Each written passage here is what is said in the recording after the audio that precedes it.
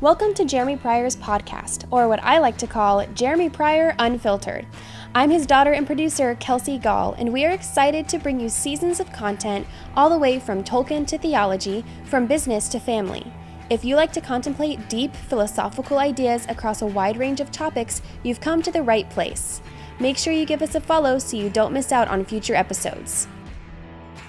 Awesome, guys. Well, I'm here with my friend Femi. Femi is from Lagos, Nigeria, and I was really excited to chat with Femi a bit about just some stuff I've been trying to wrestle through in terms of how fathers can help fathers between various countries as believers. So I wrote a little essay. I'm going to get Femi's feedback on this, but thanks, Femi, for joining me today. Oh, it's great. I'm enjoying it so far. It's fantastic. Awesome. All right, guys. So this is a Substack article I wrote called The Fatherhood Project. So I've had a thesis bouncing around in my head for the past few years that I've wanted to test in real life. If we want to help the poor, instead of sponsoring children, we should sponsor fathers. This occurred to me when I heard someone say they traveled to a ministry in a poor country where they had been sponsoring children for years and were surprised to see parents dropping their children off at the ministry compound. These parents believed their child would have a better childhood in a group home being sponsored by wealthy Christians than in their own family's home. Sponsoring children helps orphans, but apparently it can also create them. This is actually unsurprising. It's very difficult to do good instead of harm when giving charitably, especially at large scale. Books like When Helping Hurts and Toxic Charity describe how good intentions can easily go wrong. When you ship grain to a starving country, you can put local farmers out of business and make the next famine far worse. When you give a flood of free shoes, every cobbler in the country goes out of business.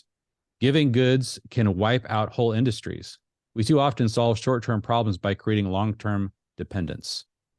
I was also struck by one study that tested a bunch of ways of doing good and found that directly giving poor people money had the largest positive impact. And in the Substack article, I linked to that study. So here's the simple thesis I'm considering testing. Give money directly to a group of poor Christian fathers over a 3-year period. So some steps to make this happen. Find a person of peace with a network of poor Christian families in a concentrated area. So that's step 1. Step 2, have them choose 10 fathers to enroll in the program. Step 3, every month with the person of peace and the 10 fathers, have a 1-hour Zoom call, after which they receive $100 every month. On this call, you can discuss things like how's their family going, how's their faith going, what are they doing with the money that, and so they can compare notes with each other, principles that they are discovering to bless their family spiritually and financially, what steps are helping them become more financially independent. At the end of the 3 years, they graduate in order to not create long-term dependence. And if you're wondering if $100 a month would make a real difference, check out this list that ranks the average monthly salary per country. And I linked to that average salary. There's probably something like 20 or 30 countries where it's below, I think, $300 or $400 a month. So, and some that are, close to $200 a month. So this could have a pretty big impact in certain areas. The principles that I'm hoping to protect in order to ensure this program would do more good than harm is, okay, number 1, accountability. I would ensure the full amount goes directly into the hands of those fathers, and that they understood the purpose of the money. So that's a big question I have. Is that possible? 2, honor. They could choose to do what they think is best with the money. They are a father, and so we'd honor their leadership in the home with whatever they decide to do with that money. 3, wisdom. So part of what we're doing is just having a conversation where these fathers can hear from each other. They all live in similar circumstances, and so they can help each other find ways to maximize the use of that money to create get them increasingly out of dependencies.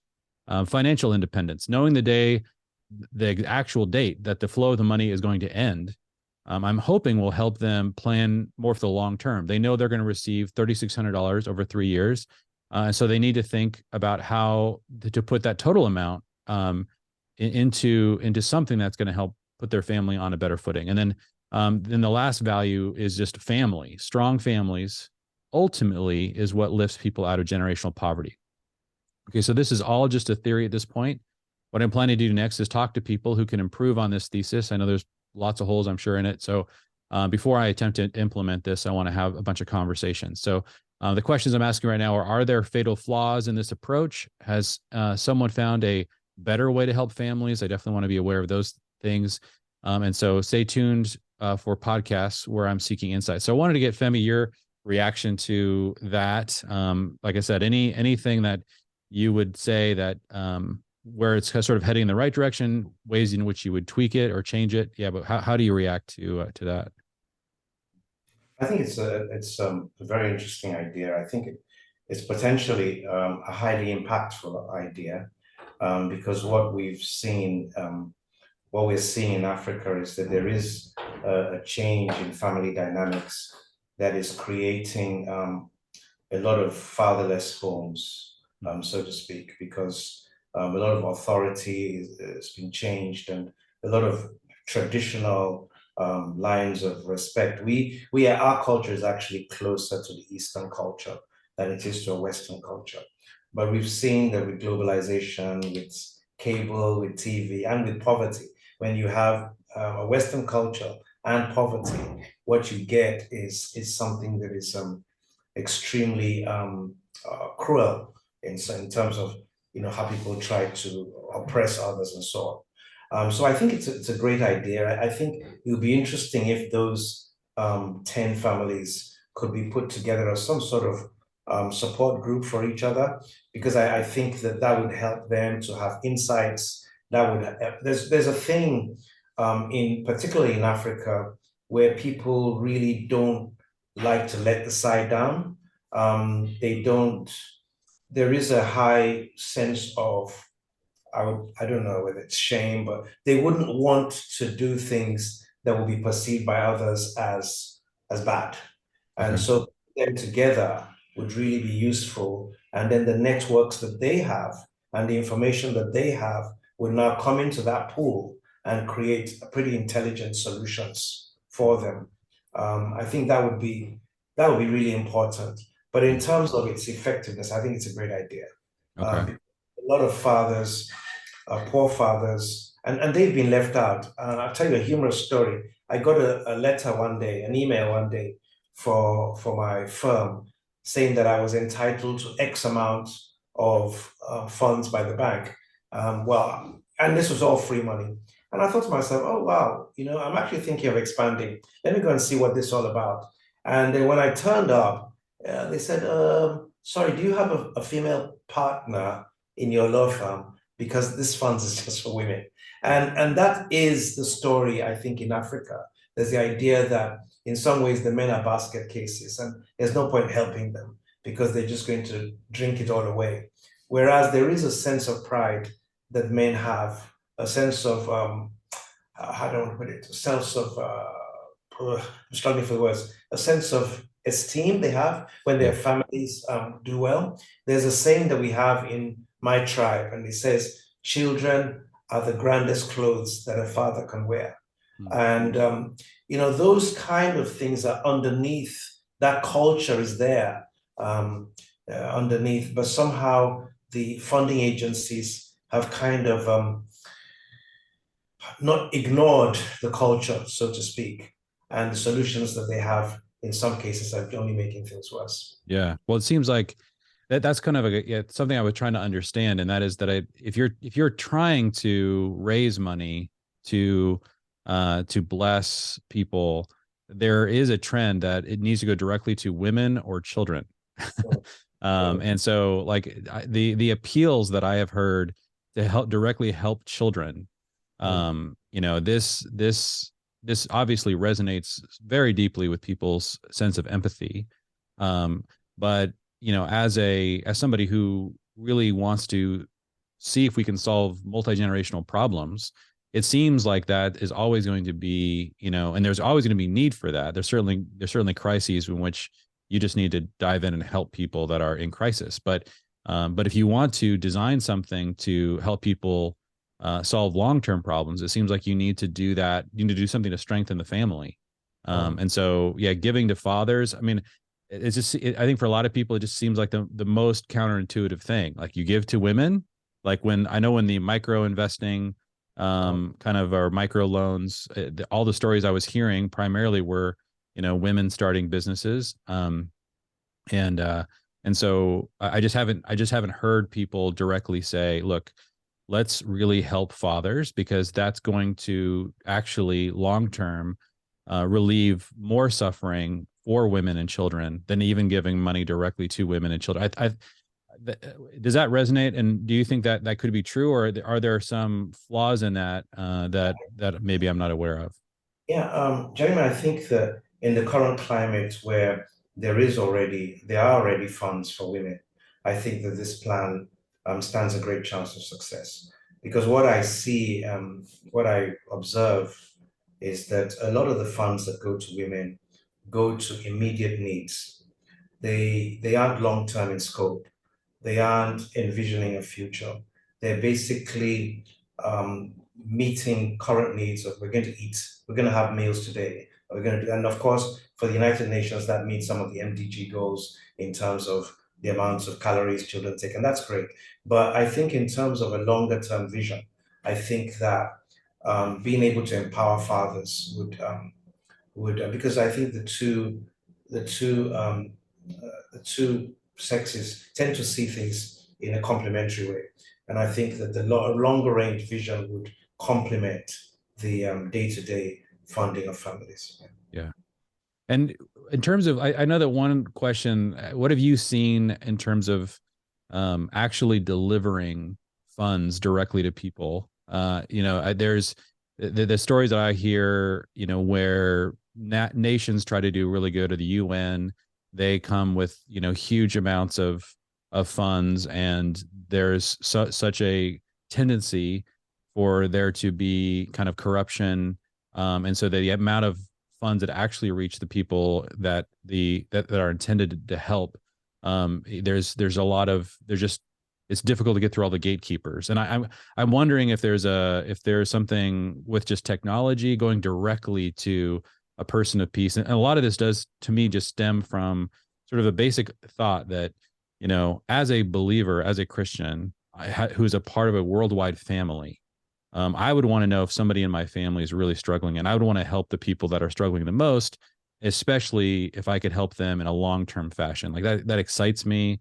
And so I want to be able to like somehow pierce through all the layers, all the gatekeepers, and get directly to that person and say, look, I want to have a relationship with you. If we could use like technology like Zoom, or, is the technology getting all the way down into these very poor areas? Are there technologies to actually send money effectively, safely, and accountably directly to people in need? Because that might be something that's sort of relatively new in terms of just the ability. I know that people, it seems like all the way down the chain are getting cell phones or getting online bank accounts. So yeah, tell me a little bit, is there something happening just technologically that's going to make the accountability part of this and delivery mechanisms work? I think mobile penetration and the internet penetration is gone on in leaps and bounds. And there is a lot of architecture in terms of technology that delivers money, whether it is through the banks themselves, whether it is through specialized financial inclusion companies, whether it comes by USSD. There's so many ways in which money reaches. And in fact, a lot of governments are actually having these schemes for credit. In my country, we have a system of crediting accounts directly of the poorest people. The challenge, of course, is in the selection. And I think that's really where the challenge is, because it's possible for a group of people to capture that money and to use it in ways that it was not meant for. So I think the original startup group, the quality of that startup group, and then spreading the news through referrals, and having a stake in those referrals working, I think would be really, really good. Almost like you have a group of 10 who have to build subsequent groups out of that 10. And in some ways, the success of the next group reflects on them in some ways. Maybe they become mentors, maybe they're given some stars, or they're given some sort of role of advisors or whatever. And I think that would organically grow it in the best way. That's helpful. And in terms of like it's very difficult for me to imagine what would happen. Like, so this is sort of the picture I have in my mind. So you have, you know, somebody who's maybe a local pastor in a very poor area, let's say, you know, in Nigeria. They are very, you know, familiar with the families and that they are ministering to, and suddenly they, you know, they're asked this question like, could you choose 10 fathers to receive, you know, this $3,600 each over the course of 3 years? We figure out the delivery mechanism, and we begin the process of delivering the money and having the conversations. And I think one of the, you know, as I think about this, what I it's very difficult for me to picture how much this would impact that family. So is $100 in a poor area of Nigeria, would it make a big difference? Are there are there other sort of structural or systemic problems in terms of how they would think about the money that I'm maybe unaware of? Would they think of ways to, you know, potentially build income streams? Is that realistic way for them to use the money? Would it immediately go to just constantly feeding immediate needs? Or but again, we're talking about handpicked fathers, you know, from a trusted, you know, maybe Christian leader in that area. Yeah, what would you just like predict what the different outcomes are likely to be if you think about this kind of thing? The selection, given that we have great selection and you have a great group that are highly motivated, I think that the first question is understanding who is poor, because I think that, you know, poverty is really more of a poverty of opportunity, poverty of access to opportunity, poverty of capabilities, rather than absolute poverty, because we have a very extensive relationship system that kind of works to make sure it's fraying at the edges, but we still have a system that kind of makes sure that people don't actually are totally destroyed. Okay. Relatives, children, and so on. As we speak, Nigeria earns more money from overseas remittances than it does from crude oil. We make more money from international because we have lots of people in diaspora, and some of the people in diaspora have poor relatives. And they're now working as doctors. They've worked hard, engineers, computer scientists, and so on. So, but the issue is for the father is putting him in a place where he can help his family, where he can act as he should, fulfill his role. So I'm thinking that it's going to be about creating access. I still think that there will be a role in these meetings of giving advice and feedback and direction. I think that would be really, really important. Okay. Some sort of steering, some sort of experts, so to say, that would actually steer and help these fathers frame frame how they might want to spend this. Maybe some sort of tool that eventually evolves on how they can prioritize things and where it goes would really help. But I think that, yeah, I still think it's a great idea. It's just going to depend on how it's managed, how the whole portfolio is managed. I think that's basically it. Yeah. I see. So because there's a poverty of access, a poverty of opportunity, if you do just feed direct money into that system and don't also maybe look for ways out of that, they might just be spinning their wheels with a little bit extra cash. Absolutely. Okay. Absolutely. And $100 is a lot of money in the context, because a graduate, the average salary for a graduate right now is about 42,500 naira, which would be about about $50, $60. Hmm. $50 or $60 for somebody coming out of university. Okay. $50, $60 in what time frame? In a month. Oh, really? Wow. So $100 would work out about 80,000, which is pretty good. It's not good, but Right. it's not better Relative. than the average wage starting off from. And the minimum wage right now is about 30,000 naira, and 30,000 naira would be, I don't know, about $20 or something like Okay. Man, that's yeah. that. So that could really make a difference. And that's kind of what I sensed just as I looked at the numbers. And I think that so many people that I know here in the West are so confused because so much of the poverty we see here in our country is both very different. It seems like a lot of money to overcome and seems rooted in so many other circumstances, in terms of like, substance abuse or other issues that it makes it very difficult. It feels like to do direct good by just handing out, money to people. And that's what I was wondering, man, is it different? And so it sounds like there are still going to be issues that need to be addressed, but it probably could, I mean, what the amount of difference you could make. And this, eventually, like my heart is just like, what is it that helps generationally people really get free? And so I kind of want to ask you more, maybe a broad question, Femi, since you think about, multi-generational families, and you've seen people that have escaped this in Nigeria and other places. Yeah, is it just broadly, is there any principles or things that you have noticed that really work really well for families that, let's say, they go from multi-generational poverty and they begin to come out of it, their children, their grandchildren, they start to really see that what are the pathways, and have you seen anything in particular that seems to really have helped that process the most?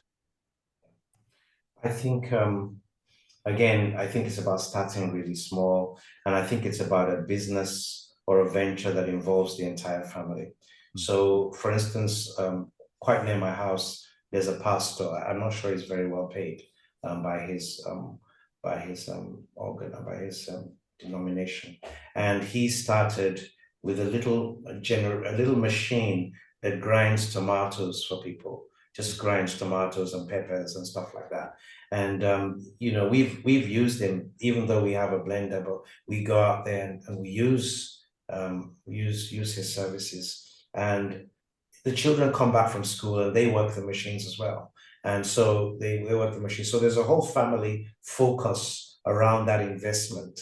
The family is invested in it. The family cares for whatever tool they have, and the family advertises it. It's almost like the family, it's like a bit like Noah's Ark, the whole family is working together on the business. And it doesn't need to be, and when that business is domesticated in the family compound, it's not something that takes them away, then it actually has exponential ability to bring the family together, to give opportunities for leadership, division of labor, and so on. And I think that just helps the quality of the family's life. And so those kind of micro investments, which are under the roof of the family, are much more powerful than somebody opening a store, 20 kilometers away.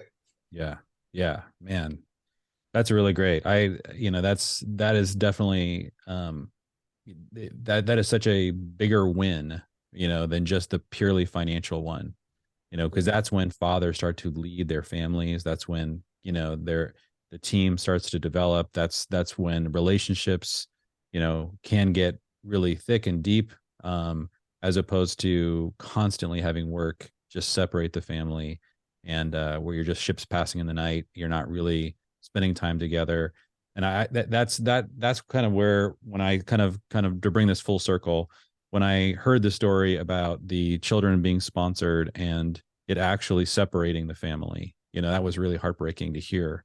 And I'm sure that doesn't happen in every case, but it does seem like that's a bit of an inevitability if you haven't thought through the fact that the family structure already exists. It's something God has created, God has blessed, and that you can choose to give resources in a way that honors that structure or tends to separate it. And I think I don't think I've heard that conversation. Like, how do we give money and resources, support, training in a way that is inevitably going to help that structure? And we experienced this problem in this country where in the 1960s, we just started pouring money in terms of giving to single mothers, and without realizing it, we were highly incentivizing the divorce and the permanent separation of fathers and mothers.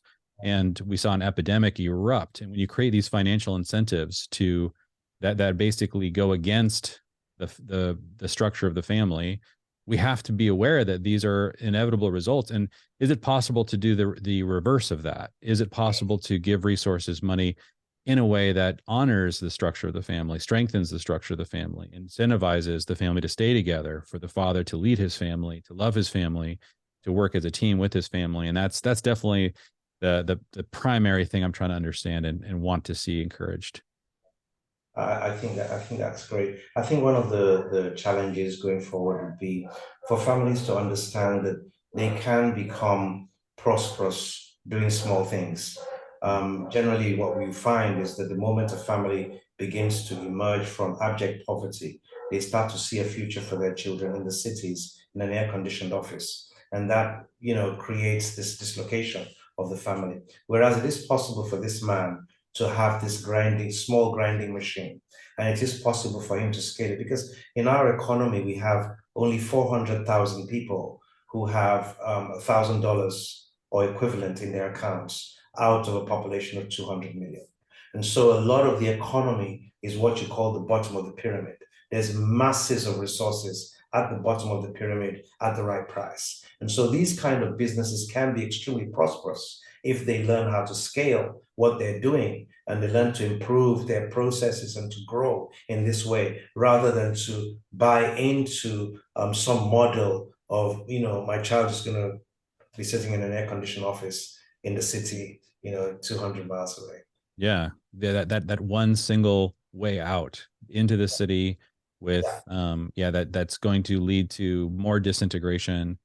If we can somehow, and that's the reason as well why I think these large scale gifts that tend to decimate like very small scale industries, that's very concerning to me, that when you read these books where the best intentioned people, their efforts essentially wipe out tiny industries. And it's very easy to do that, because it's very easy to replace all those industries with some kind of giant industrial solution, but you're destroying the infrastructure that creates family continuity. And I've seen, I saw this in the Middle East. There were so many examples of these kinds of small scale businesses that it was really obvious to look at you could create a single business with, much easier to get to the economies of scale that would make it more profitable, more efficient. But in so doing, you would destroy,